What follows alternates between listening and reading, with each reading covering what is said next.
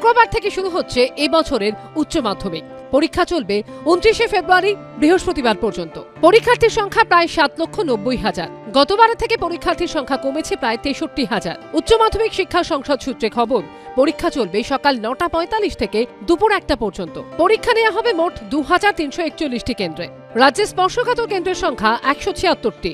অন্যান্য বারের মতো এবারও পরীক্ষা কেন্দ্রে ব্যবস্থা করা হয়েছে কড়া নিরাপত্তার। স্পর্শকাতর কেন্দ্রে থাকবে মেটাল ডিটেক্টর, বেশ কিছু কেন্দ্রে থাকছে ঐচ্ছিক মেটাল ডিটেক্টর। স্পর্শকাতর কেন্দ্রে থাকবে রেডিও ফ্রিকোয়েন্সি ডিটেক্টর। সব পরীক্ষা কেন্দ্রের প্রধান প্রবেশপথ ও ভেন্যু সুপারভাইজারের ঘরে সিসিটিভি থাকবে। 1 মাস পর্যন্ত স্টোর করা থাকবে সব সিসিটিভি ফুটেজ।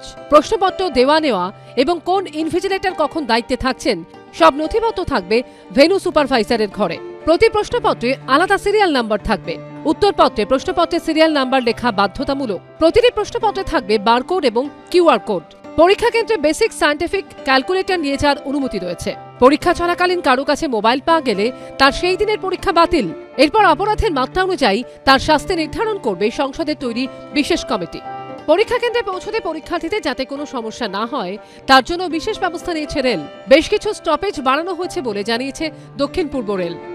পরীক্ষার্থী ও অভিভাবকদের সুবিধার জন্য বেশ কিছু ব্যবস্থা করেছে উচ্চ মাধ্যমিক শিক্ষা সংসদ। খোলা হয়েছে হেল্পলাইন।